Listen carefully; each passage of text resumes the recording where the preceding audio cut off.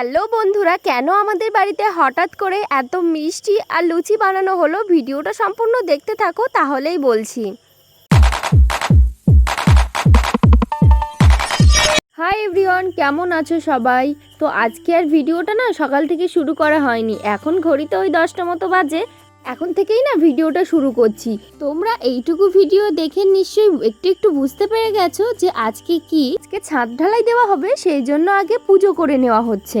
আর জানো তো, পুজোর সামগ্রী যেগুলো লাগবে আমি একটু করে আগেই ছাদের উপরে তুলে রেখেছিলাম।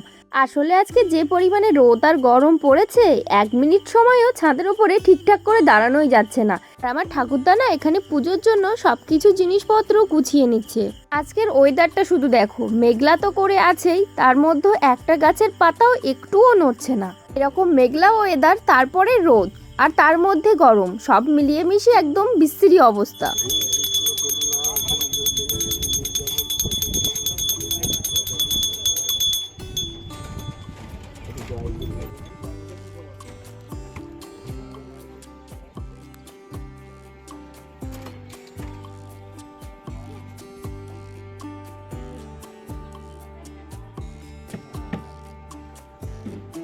আমার ঠাকুরদার পুজো করা এখন শেষ হয়ে গেছে।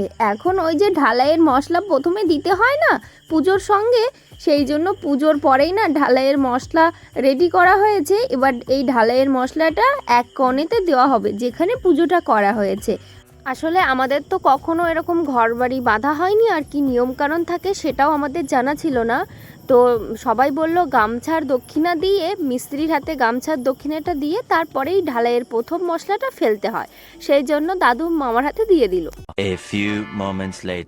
এখন দুপুর ওই 1টা থেকে 1:30 বাজে। আমাদের রান্নাবান্না সব কমপ্লিট হয়ে গেছে। রান্না হয়েছে বড়ি আলু দিয়ে মাছ, মাছের ডিম ভাজা আর ভেন্ডি ভাজা। এদিকে আমি স্নান করে পুজো করেও চলে এসেছি, এখন খাওয়া দাওয়া করব। আর আমার কিছু কাজ আছে, সেই জন্য আমি আগেই খেয়ে নিচ্ছি। তো চলো খাওয়া দাওয়াটা সেরে নিই। 2 hours later. এখানে না আমি লুচিগুলো বেলে দিচ্ছি আর কাকিমা ভেজে নিচ্ছে। প্রায় 2 কিলোর মতো ময়দা দিয়ে লুচিটা বানানো হচ্ছে। অনেকটা ময়দার অনেক লুচি বানানো হবে, তো সেই জন্য দুপুরে খাওয়া দাওয়া করে আমি আর একটুও দেরি করিনি। প্রথমে ময়দাটা ময়াম দিয়ে রেখেছিলাম, আধ ঘন্টা পরে না লুচিগুলো আমি বেলে দিচ্ছি আর কাকিমা ভেজে নিচ্ছে। আর এদিকে দেখো ঢালাইয়ের কাজ কিন্তু শুরু হয়ে গেছে। জানো তো, সকালবেলা থেকে কোনো চিন্তা ভাবনাই ছিল না যে ঢালাইয়ের কাজটা আজকে করানো হবে। শেষমেশ আজকে সিদ্ধান্ত করা হলো যে আজকেই ঢালাইয়ের কাজটা করানো হবে, কারণ কয়েকদিন ধরেই না খুবই বৃষ্টি হয়ে যাচ্ছে। বৃষ্টির মধ্যে তো আর ঢালাই করানো যাবে না। আজ বৃষ্টিটা একটু থেমে আছে, কিন্তু আকাশটা মেঘলাই আছে, সেই জন্য বিকালের দিকে আমাদের ঢালাইয়ের কাজটা করানো হচ্ছে। সকালবেলার থেকে একটু বৃষ্টি হচ্ছিল, বিকেলবেলার দিকটা অনেকটা বৃষ্টিটা থেমেছে, সেই জন্য আজকে বিকেলেই আমাদের ছাদ ঢালাই করা হলো। আর অনেকটাই সন্ধে পড়ে যাবে হয়তো, কারণ 5টা নাগাদ শুরু করা হয়েছে। ঢালাই কাজ করতে তো প্রচণ্ড কষ্ট হয়, সেই হিসেবে আজকের ওয়েদারটা খুবই ভালো। দেখো এই মই মতো যেটা বানানো হয়েছে, এটা দিয়ে কত স্পিডে ওনারা ওঠানামা করতে পারছে। আর জানো তো, সকালবেলার থেকেই না আমার বাবা, মিস্ত্রিরা কেউ স্নান করেনি, শুধু খাওয়া দাওয়াটা করে নিয়েছে। আগে কোনোদিন আমি এরকম ছাদ ঢালাই করা দেখিনি, আর পাশাপাশি কারোর বাড়িতে ছাদ ঢালাই হলে আমি কখনো যাইও নি। আর সেরকম আমাদের পাশাপাশি কোনো ছাদও নেই যে সেখানে ছাদ ঢালাই দেখতে যাব। দেখো, একটা ছাদ ঢালাই করবার সময় অনেক কাজই থাকে ওপর নিচে। তো ছাদের ওপরে তো 3-4 জন আছে, আর নিচে আমার বাবা আর মেসো আছে। সব জায়গায় মশলাগুলো ঠিকঠাক পড়ছে কিনা, তারপরেই ভাইব্রেটর মেশিন দিয়ে ঠিক করে দেখে নেওয়া হয় ছাদটা ঠিক আছে কিনা। সিঁড়ি দিয়ে ওপরে ওঠার সময় মাঝে যে একটা স্ল্যাব থাকে, সেই স্ল্যাবের ওপরে আমি দাঁড়িয়ে আছি।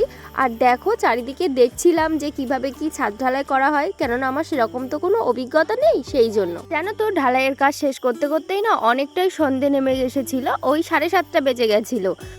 বিকেল নাগাদই শুরু করা হয়েছিল, তো সেই জন্য তো বাবা আগের থেকেই না 2টো হ্যাসাং লাইটের ব্যবস্থা করে রেখেছিল, এখন সেগুলোই না জ্বালিয়ে দেওয়া হয়েছে। সবার জন্য না সন্ধ্যাবেলায় টিফিনের ব্যবস্থা করা হয়েছিল। ছিল লুচি আর ছিল আলুর তরকারি।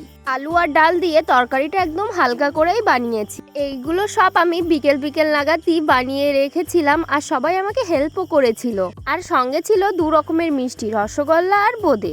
এখন না সবার খাওয়া দাওয়া হয়ে গেছে আর সবাই বাড়িতে চলেও গেছে। তো আজকের ভিডিওটা এই পর্যন্তই থাক, আবার দেখা হবে তোমাদের সাথে পরবর্তী একটা ভিডিওতে। এখনকার মতো টাটা।